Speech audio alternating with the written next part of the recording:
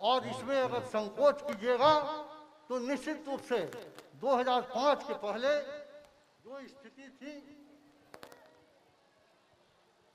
करेंगे कि आप लोग वैसे नौजवान को बताने का काम करें कि 2005 के पहले बिहार में क्या स्थिति थी, किस तरह की अराजकता की स्थिति थी, यह जरूर बताने का काम करें। और नहीं उनको पता नहीं है कि बिहार किस तरह से 2005 के बाद आगे बढ़ा।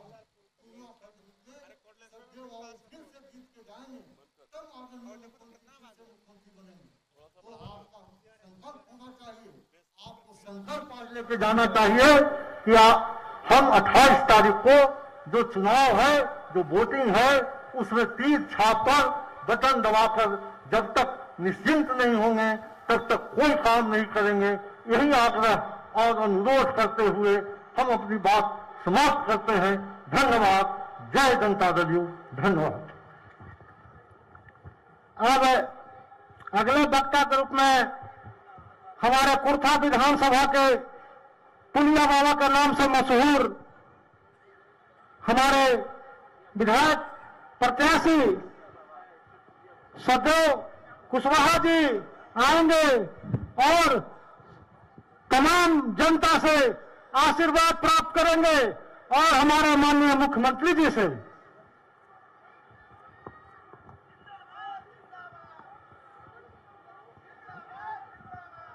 आज के इस चुनावी सभा के अध्यक्ष, भाजपा के मंडल अध्यक्ष आदरणीय रामथी दास जी, मंच के संचालनकर्ता जितेंद्र कुशवाहा जी, मंच पर उपस्थित जहानाबाद के लोकप्रिय सांसद सीपी चंद्रवंशी जी, माननीय मंत्री अशोक चौधरी जी और बिहार के अद्भुत मुख्यमंत्री नीतीश कुमार जी, अद्भुत इन्हीं के देश में नीतीश कुमार जी साहब मुख्यमंत्री कोई नहीं है, कोई नहीं। मुख्यमंत्री जी, मैं आपको बधाई देता हूं कि आपने मुझ पर विश्वास किया है और तीसरा बार भी हैट्रिक लगाने के लिए कुर्था से उम्मीदवार बनाया है। आपको बधाई देता हूं। कुर्था में जब हमको आपने विधायक बनाया, यहां पुलों का जाल बिछ गया। पहले एक भी पुलिया का निर्माण कुर्था क्षेत्र में नहीं था। आज 51 बड़े बड़े पुल बन गए, सड़कों का जाल बिछ गया। मैं आम जनता के बीच में बोल रहा हूं, मैं झूठा बात नहीं बोलता। मैं अपने नाम के अनुसार काम करता हूं। पहले आवागमन बाधित था। पहले जितने ही माननीय विधायक बने, किसी ने एक पुल का निर्माण नहीं कराया। यहां जितनी नदियां हैं, सभी नदियों पर पुल बना दिया गया आपके आदेश से। आपको बधाई देता हूं, पहला काम आपने किया था। हमको बिना मांगे टिकट दिया था। आपको बधाई देता हूं।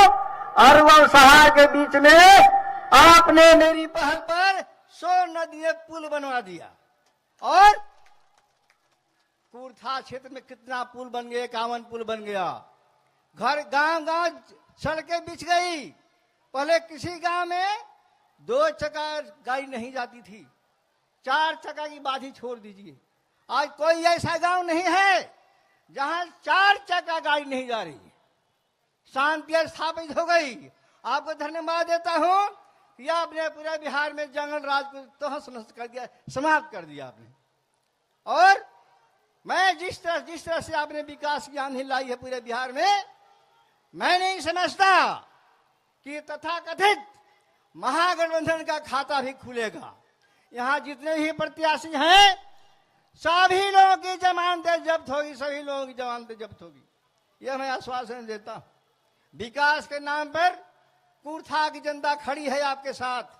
आपने कुर्था के विकास में बहुत काम किया है। एक काम बच गया है। एक काम कौन बचा है? सारा काम कुर्था का जो ये समस्याएं थी सब समाप्त हो गया विकास। और बिहार में ये कुर्था में पुल नहीं चाहिए। कुर्था बाजार, मैं बता देता हूं जनता को, कुर्था बाजार का चौड़ीकरण के लिए पहले टेंडर हुआ था और ठेकेदार टेंडर लेके भाग गया। फिर से नए सिरे से कुर्था बाजार के चौड़ीकरण के लिए, नाली निर्माण के लिए 4 करोड़ का स्टेट बन गया है और कुर्था बाजार के बाहर से बाईपास निर्माण हेतु 10 करोड़ रुपए का सड़क स्वीकृत हो चुका है। ये एस्टीमेट बन चुका है। लॉकडाउन नहीं रहता है तो अब तक काम लग जाता।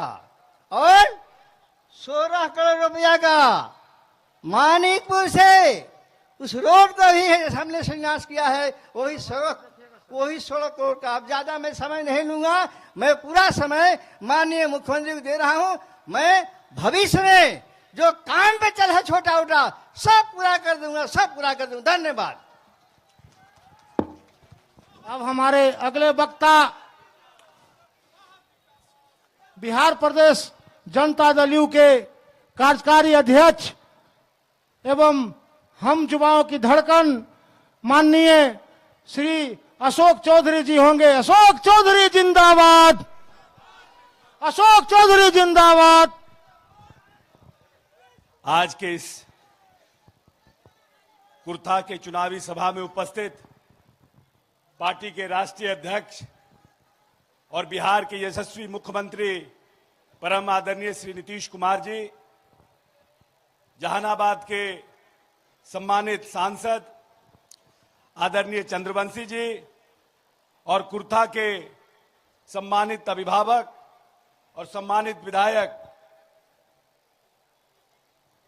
आदरणीय सत्यदेव प्रसाद कुशवाहा जी और यहां पर उपस्थित गठबंधन के भारतीय जनता पार्टी जदयू और हमारे हम और वीआईपी के सभी तमाम नेतागण और तमाम यहां पर उपस्थित सम्मानित कुर्था के मतदातागण, साथियों, आपके प्यार और आशीर्वाद से 15 वर्ष पूर्व माननीय नेता ने इस प्रदेश की बागडोर संभाली थी और 15 वर्ष पूर्व का बिहार कैसा था, शायद जो बच्चे पहली बार अपने मताधिकार का प्रयोग करेंगे, जिनकी उम्र इस बार 18 साल हुई है, वो 3 वर्ष के रहे होंगे।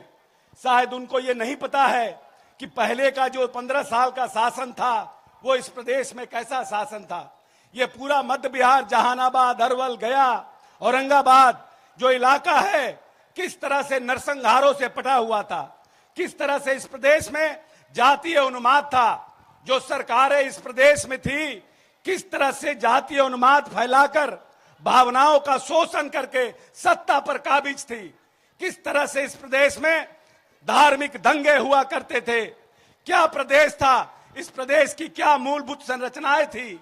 मात्र 5 से 600 मेगावाट बिजली का खपत इस प्रदेश में था। क्या इस प्रदेश में मात्र 24 लाख कंज्यूमर थे और आज इन 15 वर्षों के शासन काल में माननीय नेता ने 24,000 करोड़ के बिहार के बजट को 2,15,000 करोड़ करने का काम किया। 15 वर्ष तक जो शोषित, पीड़ित, दलित, अल्पसंख्यकों के नाम पर इस प्रदेश में शासन करने का काम किया, उनके समय में हम पूछना चाहते हैं, अनुसूचित जाति जनजाति के लोगों का बजट क्या था। मात्र 40 करोड़ का बजट अनुसूचित जाति जनजाति का था। 3 करोड़ 52 लाख का बजट अल्पसंख्यक कल्याण के लिए था। अति पिछड़ों का तो कोई विभाग इस प्रदेश में नहीं था। माननीय नेता ने आने के बाद इस प्रदेश में 2006 में अति पिछड़ा विभाग का निर्माण किया और आपको जान के प्रसन्नता होगी कि आज 19-20 में इस प्रदेश में 1,600 करोड़ का बजट अति पिछड़ा कल्याण के लिए माननीय नेता ने किया है।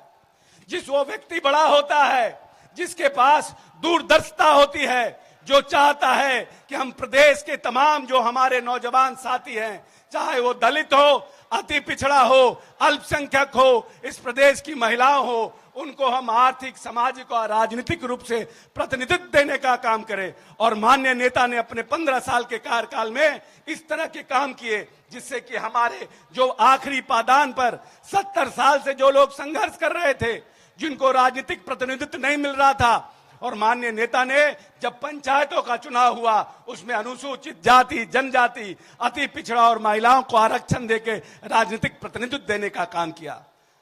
जब माननीय नेता 2005 में इस प्रदेश की बागडोर संभाले थे तो इस प्रदेश में 12% बच्चे स्कूल के बाहर थे और उसके बाद 25,000 प्राथमिक विद्यालयों का निर्माण कराया, 3,75,000 अतिरिक्त वर्ग कक्ष का निर्माण कराया इस प्रदेश में। और आज आपको जानकर प्रसन्नता होगी कि आज कुछ लोग स्कूल के बाहर रह गए हैं। माननीय नेता जो चाहते हैं कि हमारे आने वाली पीढ़ी सशक्त हो, हमारे आने वाली पीढ़ी शिक्षित हो, हमारे यहाँ बड़ी आबादी नौजवानों की है, वो नौजवान हमारे शिक्षित हो, उनके लिए ITI, IIM सभी संस्थानों का निर्माण करने का काम किया। Engineering college, medical college, ITI विश्वविद्यालय का निर्माण किया। और इसके पहले की सरकारें जो थी वो चाहती थी कि दलित, पीड़ित और जो शोषित लोग हैं, आर्थिक रूप से विपन्न लोग हैं, वो चरवाहा भैंसे पर जाकर किताब पढ़ें और चरवाहा विद्यालय खोलने का काम करते हैं। जो राजनीतिक सोच में बदलाव है, इनको सोचने और समझने की जरूरत है। जो चाहता है कि 21वीं सदी का बिहार का हम निर्माण करें, जिसने 21वीं सदी का बिहार का सपना देखा है, जो हिंदू, मुस्लिम, जाति, बड़ी जाति, छोटी जाति सबको मिलाकर एक ऐसे प्रदेश का निर्माण करना चाहता है जहां भाईचारा हो, जहां मिल्लत हो, जहां पर हम प्रेम के साथ आगे बढ़ सके। इसीलिए आइए ऐसे नेतृत्व को ताकत देने का काम करे जो हमारे आने वाली नस्ल को पढ़ाना चाहता है, जो हमारे आने वाली पीढ़ी को सशक्त करना चाहता है। हम तमाम नौजवान साथियों से, खास करके अति पिछड़ों से, महिलाओं से, दलितों से और अल्पसंख्यक भाइयों से अपील और आग्रह करते हैं कि आइए नीतीश कुमार के हाथों को मजबूत कीजिए, जिसने 21वीं सदी का बिहार का सपना देखा है, उस सपने को साकार करने के अपनी ताकत लगाने का काम करिए। जय बिहार, जय नीतीश कुमार। अब आप लोगों के सामने जिनका इंतजार आप सब बेसब्री से कर रहे थे, हमारे बिहार की तकदीर और तस्वीर बदलकर आज इस मुकाम पर लाने वाले विकास पुरुष माननीय श्री नीतीश कुमार जी आएंगे और हम सबों को संबोधन करेंगे। नीतीश कुमार जिंदाबाद, नीतीश कुमार जिंदाबाद, नीतीश कुमार जिंदाबाद।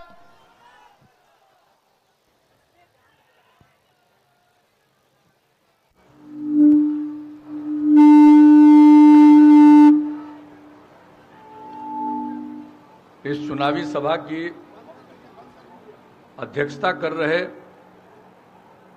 भारतीय जनता पार्टी के कुर्था के मंडल अध्यक्ष श्री रामाशीष दास जी, कार्यक्रम के संचालक कुर्था प्रखंड जनता दल यू के अध्यक्ष श्री जितेंद्र कुमार सिंह जी, राष्ट्रीय जनतांत्रिक गठबंधन NDA जनता दल यूनाइटेड के सुयोग्य प्रत्याशी श्री सत्यदेव सिंह कुशवाहा जी, हमारे साथ इस कार्यक्रम में आए हुए प्रदेश जनता दल यू के कार्यकारी अध्यक्ष श्री अशोक चौधरी जी, जदयू के नेता और जहानाबाद के माननीय सांसद चंदेश्वर प्रसाद चंद्रवंशी जी, अरवल जिला जनता दल यू की अध्यक्ष श्रीमती मंजू कुमारी जी, अरवल जिला भारतीय जनता पार्टी के अध्यक्ष श्री अजय पासवान जी, विकासशील इंसान पार्टी VIP के जिला अध्यक्ष श्री संजय पासवान जी, जदयू नेता सत्येंद्र कुशवाहा जी, हुलेस मांझी जी, अरवल जिला के संगठन प्रभारी जयप्रकाश चंद्रवंशी जी, जनता दल यू के व्यावसायिक प्रकोष्ठ के प्रदेश महासचिव मिथिलेश यादव जी, कुर्पी प्रखंड अध्यक्ष रामरतन कुशवाहा जी, प्रखंड अध्यक्ष वंशी सोनभद्र श्री श्याम श्री राम सुंदर सिंह जी, श्री सरदार रणविजय सिंह शर्मा जी, भारतीय जनता पार्टी के नेता श्री लाला साहब जी, श्री जितेंद्र पटेल जी, श्रीमती राजमणि देवी जी, श्री संजीत सिंह जी, अमोद तिवारी जी, जनता दल यू के नेतागण श्री रवि प्रकाश जी, जनाब चांद मल्लिक साहब, नीरज कुमार जी, जनाब समर मल्लिक साहब, ओम प्रकाश वर्मा जी, डॉक्टर मोहन सिंह जी, सुनील सिंह जी, जनाब अंसारुल हक साहब, यहाँ उपस्थित एनडीए के सभी घटक दलों के सम्मानित नेतागण, मेरे प्रिय साथियों, प्रिंट और इलेक्ट्रॉनिक मीडिया के यहाँ उपस्थित सभी पत्रकार मित्रों, छायाकार बंधुओं और इस चुनावी सभा में उपस्थित बहनों एवं भाइयों, मैं सबसे पहले इस सभा में उपस्थिति के लिए आप सबका हार्दिक अभिनंदन करता हूं। कोरोना के दौर के कारण जो पूरे दुनिया में फैला हुआ है, जहां कम हुआ है वहां भी ज्यादा हो जा रहा है, और यहां मार्च महीने से आया है।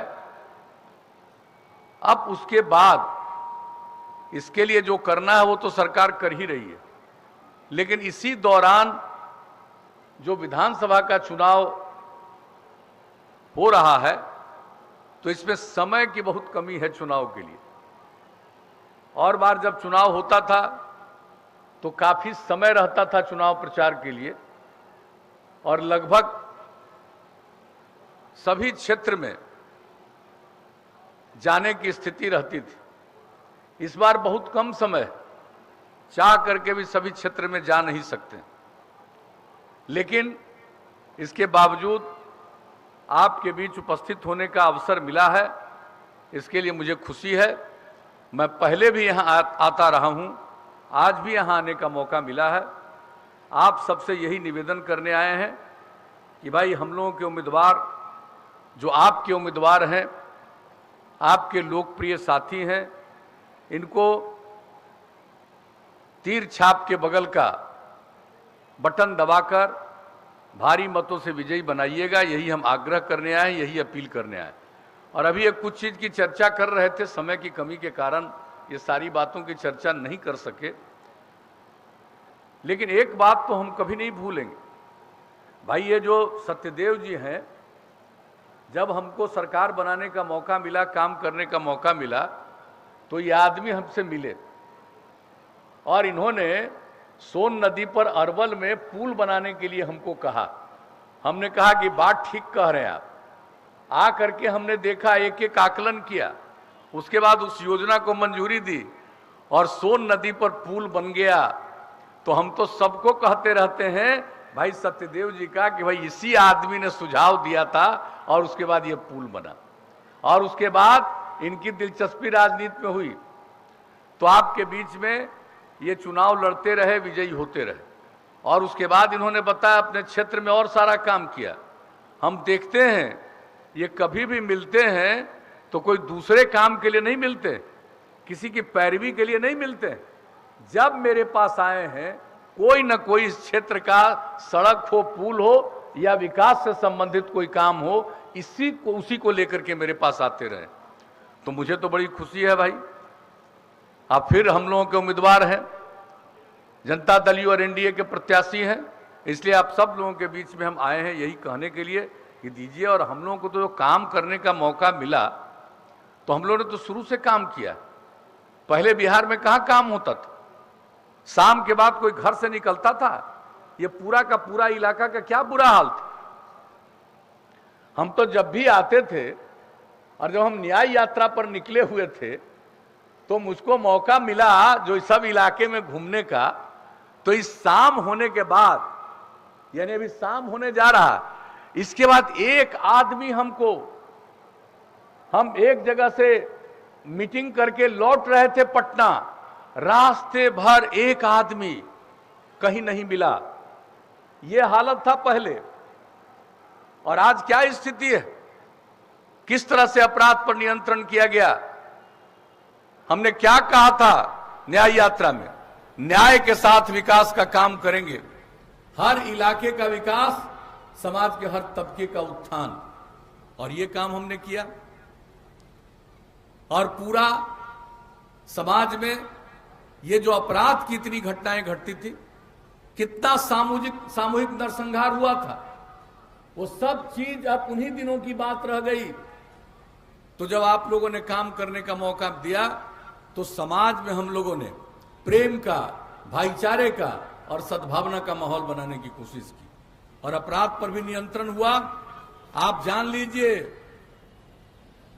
कुछ लोग तो बयानबाजी करते रहते हैं, लेकिन आप अच्छी तरह जान लीजिए, हर वर्ष केंद्र सरकार के द्वारा जहां भी जो अपराध की घटना होती है, जो अपराध के आंकड़े होते हैं, उसका दस्तावेज प्रकाशित होता है।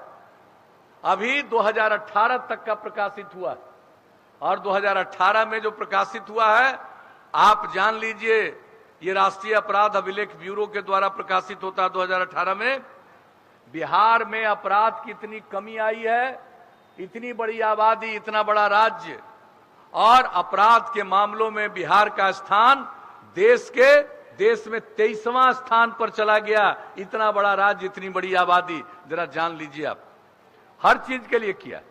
उसी तरह से विकास के मामले में विकास का दर कितना बढ़ गया, आप जान लीजिए। राज्य सकल घरेलू उत्पाद के हिसाब से यहां का क्या था एसेट, क्या थी संपत्ति, क्या था धन की मान्यता, जो प्रकाशित होता है उसके हिसाब से 2005-06 में बिहार का था सकल घरेलू उत्पाद पूरे राज्य का 76,466 करोड़, और आप लोगों ने मौका दिया काम करने का, तो 19-20 तक आकर के अब हो गया 4,14,977 करोड़।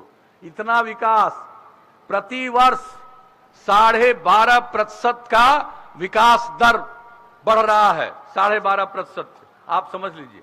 और व्यक्तिगत भी जो आमदनी की वृद्धि होती है, जो पहले था उसकी तुलना में अब जाकर के 10.5%, चूंकि आबादी हमारी बढ़ रही है, प्रजनन दर ज्यादा है, लेकिन इस सब के बावजूद आप औसतन प्रति व्यक्ति वृद्धि जो होती है 10.5% की प्रति वर्ष होती है।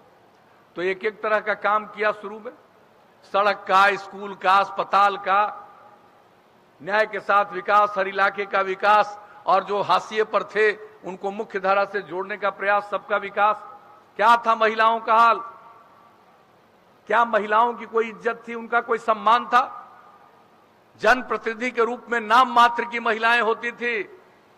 जब हमको काम करने का मौका मिला, सबसे पहला कानून हमने बनाया, महिलाओं को पंचायती राज संस्थाओं में और नगर निकायों में 50% का आरक्षण दिया। आज कितनी बड़ी संख्या में महिलाएं अब जनप्रतिनिधि के रूप में काम कर रही हैं।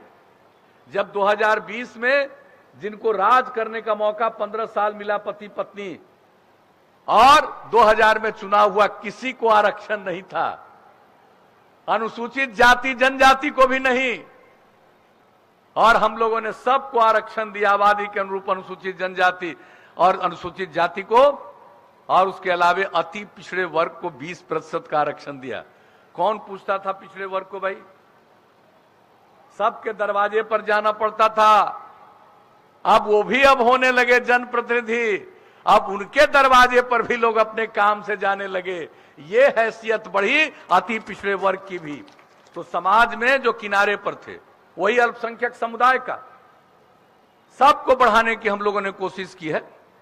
और महिलाओं का तो आप जान लीजिए, आधी आबादी, जब तक पुरुष और स्त्री मिलकर काम नहीं करेंगे, समाज आगे नहीं बढ़ेगा, राज्य आगे नहीं बढ़ेगा। इसलिए सिर्फ जनप्रतिनिधि का नहीं, पढ़ाई के लिए ध्यान दिया।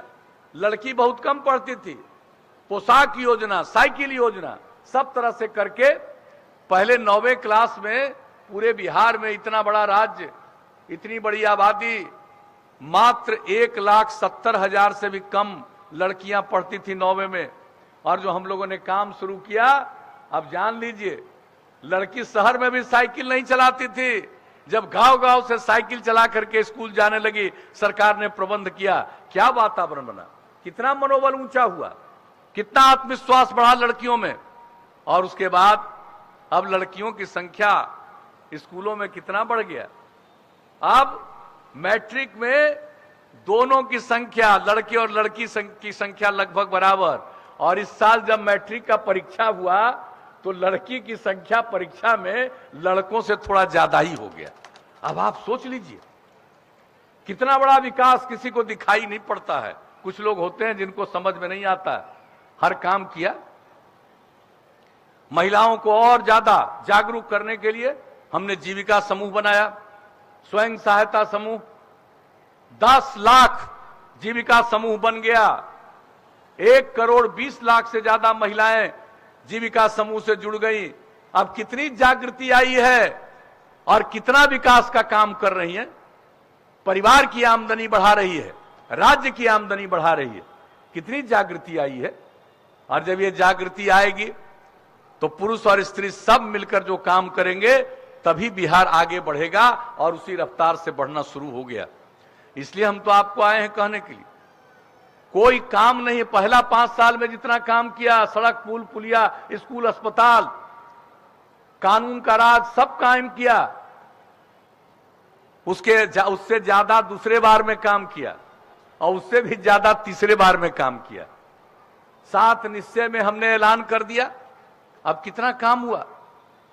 हर जिला में इंजीनियरिंग कॉलेज, पॉलिटेक्निक संस्थान, महिला ITI संस्थान, GNM संस्थान, पैरामेडिकल संस्थान, हर अनुमंडल में, सब डिवीजन में ANM संस्थान और ITI की स्थापना कर दिया। बहुत का बिल्डिंग बन गया, सब बहुत का बन रहा है, लेकिन इन संस्थानों का काम शुरू हो गया। किसी को मजबूरी में पढ़ने के लिए बिहार के बाहर नहीं जाना पड़ेगा। कोई इच्छा से कहीं जाना चाहे जा सकता। तो ये काम पहले क्यों नहीं किया गया किसी चीज के विकास के लिए। स्वास्थ्य का क्या हाल। प्राथमिक स्वास्थ्य केंद्र में कोई इलाज के लिए नहीं जा पाता था। 1 महीने में हमने उसका आकलन करवाया सरकार बनने के बाद, तो 1 महीने में प्राथमिक स्वास्थ्य केंद्र में 39 लोग 1 महीना में, यानी 1 दिन में मात्र 1 आदमी, किसी किसी दिन 2 आदमी। और जब हमने दवा का इंतजाम किया, उस प्राथमिक स्वास्थ्य केंद्र को बेहतर बनाया, अब बढ़ते बढ़ते जान लीजिए 1 महीने में 10,000 लोग इलाज के लिए जा रहे हैं, यानी डेली 300 लोग से भी ज्यादा। तो ये स्थिति आ गई। अब ये कोरोना के चलते स्थिति हुई 8 महीने में, वो अलग बात है। लेकिन ये काम हम लोगों ने यहां तक एक एक चीज का करवा दिया, पुल का, सड़क का, सब काम बता दिया। तो हर तरह से काम किया। और उसके बाद जब ये मौका मिला है तो अब हमने 7 निश्चय के अंतर्गत और ज्यादा काम, और ये तय कर दिया, इंस्टीट्यूशन तो स्थापित करने की बात बता दिए। इसके साथ जो गरीब लोग भी आगे पढ़ें, उसको पढ़ने के लिए स्टूडेंट क्रेडिट कार्ड के अंतर्गत 4 लाख रुपए तक की मदद।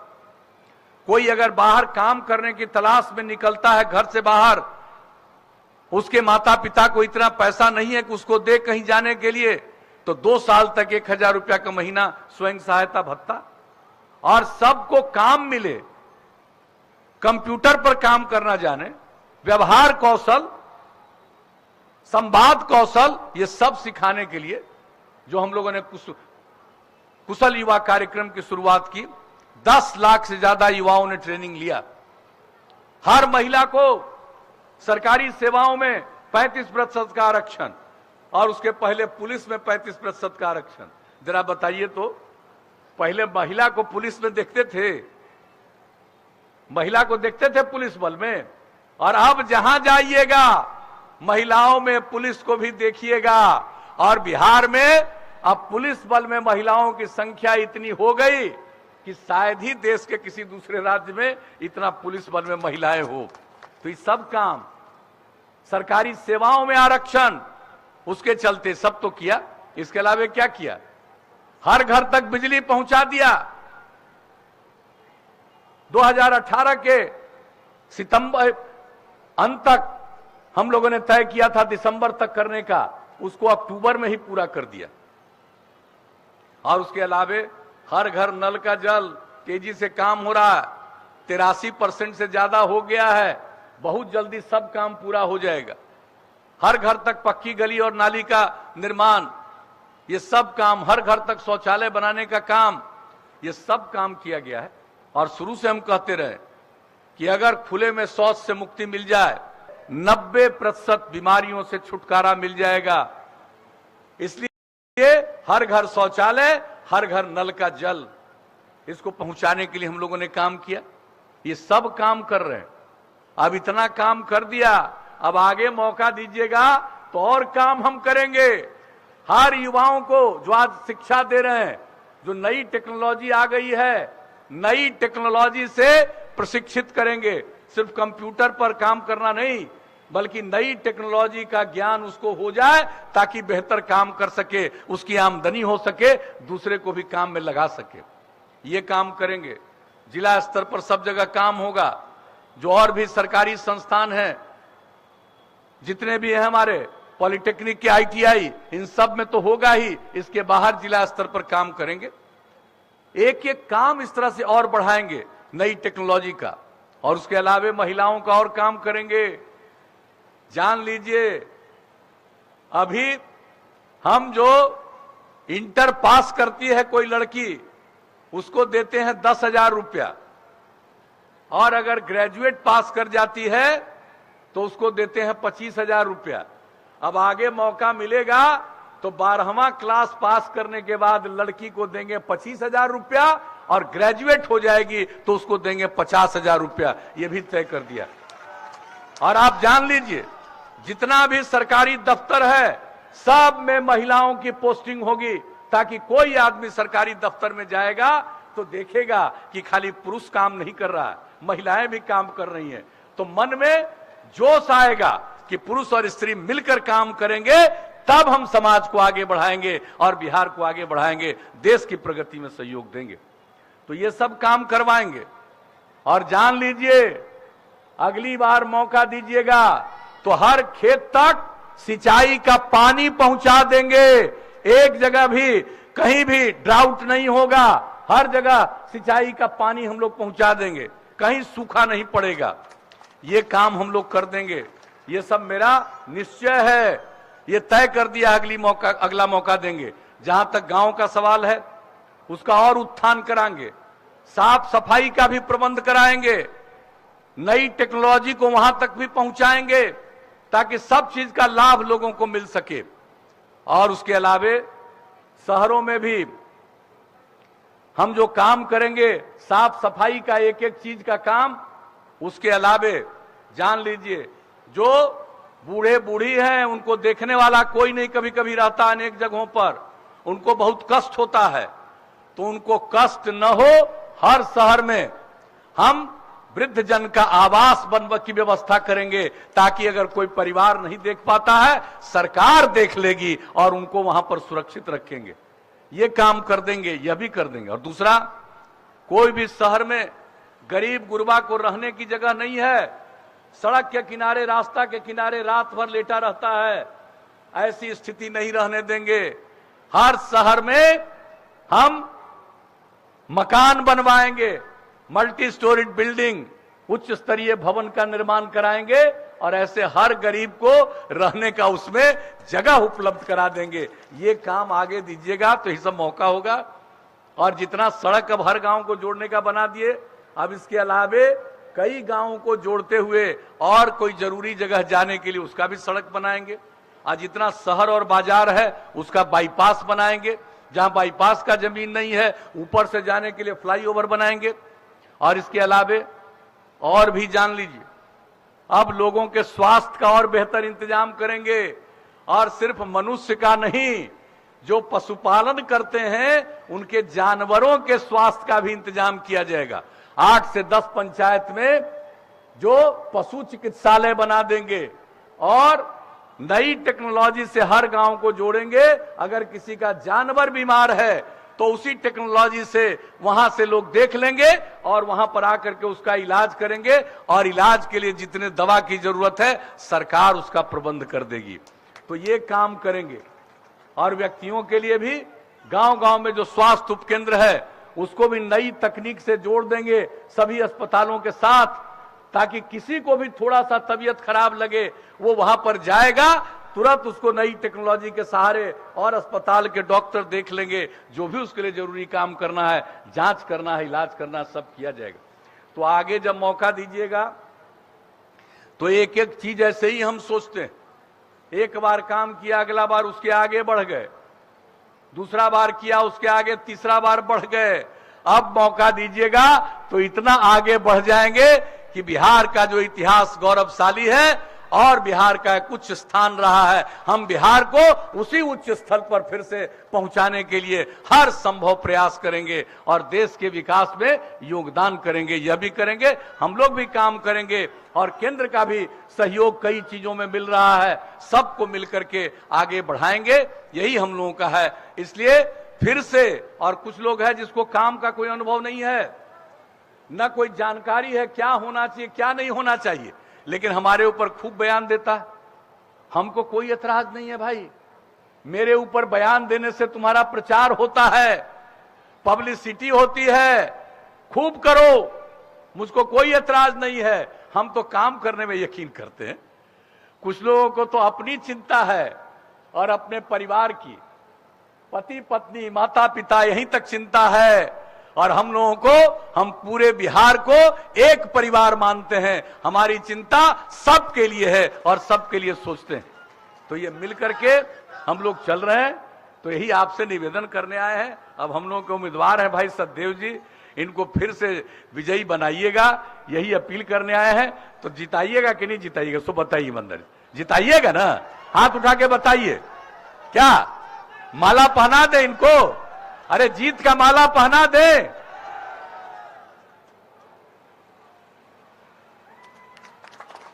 तो आपके आदेश से, आपकी इजाजत से हमने इनको माला पहना दिया। अब आप सब से यही आग्रह है, अनुरोध है, विनती है, प्रार्थना है कि एक एक वोट जो तीर छाप है उसके बगल का बटन दबा करके इनको भारी मतों से विजयी बनाइए। जितना वोट से अब तक जिताए हैं उससे भी ज्यादा वोट से जिताइए, यही आप सबसे आग्रह करते हुए, और आपने जो आश्वस्त किया है इसके लिए धन्यवाद देते हुए मैं आप सबका अभिनंदन करता हूं और अपनी वाणी को विराम देता हूं।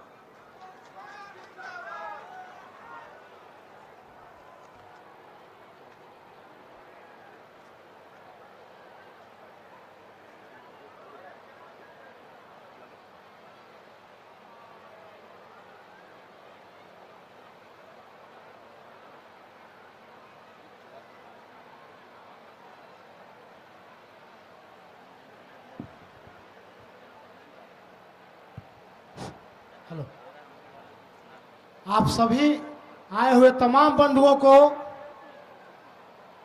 कुर्था विधानसभा एनडीए के तरफ से, हम सबों के तरफ से हार्दिक अभिनंदन किया। आप लोग का धन्यवाद कि आप लोगों ने अपना बहुमूल्य समय दे करके यहाँ पर आए और हमारे माननीय नेता बिहार के मुख्यमंत्री श्री नीतीश कुमार जी का भाषण सुन करके आप लोगों में जोश जगा, और इस जोश को 28 तारीख को तीर छाप पर बटन दबा करके हम लोग को बहुमूल्य मत दे करके श्री सतदेव कुशवाहा जी को भारी मतों से चुनाव को जिताना है। दोस्तों, नीतीश कुमार जिंदाबाद, नीतीश कुमार जिंदाबाद, नीतीश कुमार जिंदाबाद, जिंदाबाद जिंदाबाद, नीतीश कुमार जिंदाबाद, जिंदाबाद जिंदाबाद, नीतीश कुमार जिंदाबाद, जिंदाबाद जिंदाबाद, नीतीश कुमार जिंदाबाद, जिंदाबाद जिंदाबाद, नीतीश कुमार जिंदाबाद।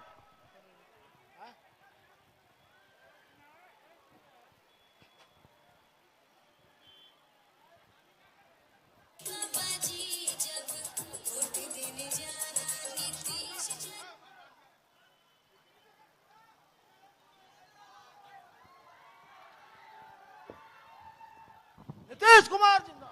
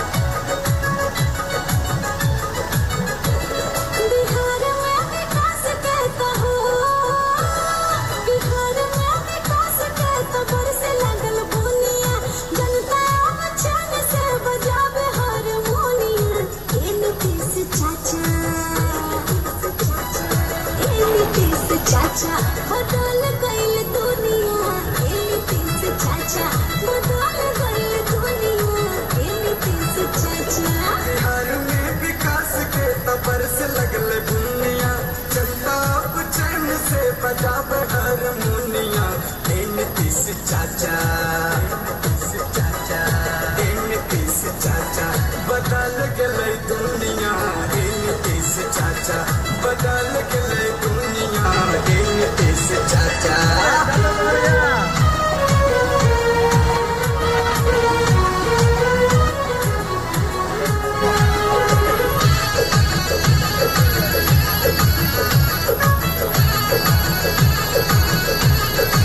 घरे घरे शिक्षा के अलख जगैनी, स्कूल के विद्यार्थी में साइकिल बटैनी।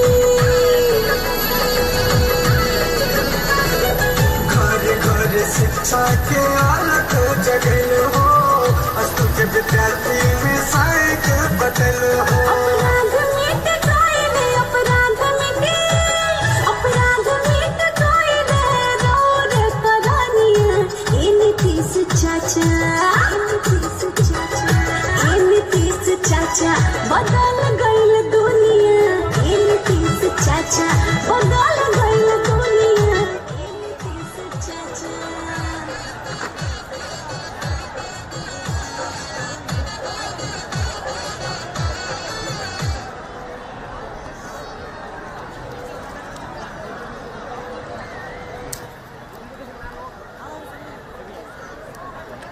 एक हेलीकॉप्टर में हुआ क्या था?